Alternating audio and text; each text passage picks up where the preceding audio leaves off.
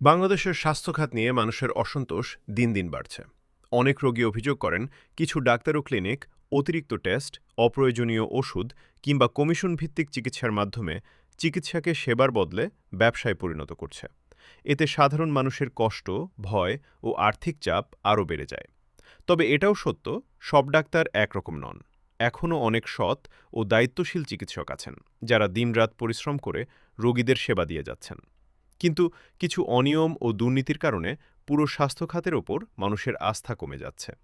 এই পরিস্থিতি বদলাতে প্রয়োজন হাসপাতাল ও ক্লিনিকের কঠোর নজরদারি কমিশন ও দালাল চক্র বন্ধ করা, এবং ঔষধ কোম্পানির লোকেরা প্রেসক্রিপশনের ছবি যেন তুলতে না পারে নজর দিতে হবে। রোগীদের সাথে মানবিক আচরণ নিশ্চিত করা, ভুল চিকিৎসার দ্রুত বিচার, সরকারি হাসপাতালের সেবার মান উন্নয়ন।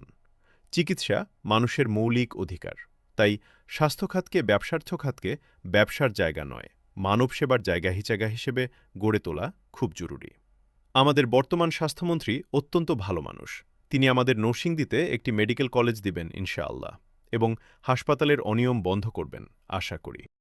সরকারি হাসপাতালে ডাক্তার ডিউটি অবস্থায় ডিউটি রেখে বাইরে রুগী দেখে, এটা বন্ধ করতে হবে।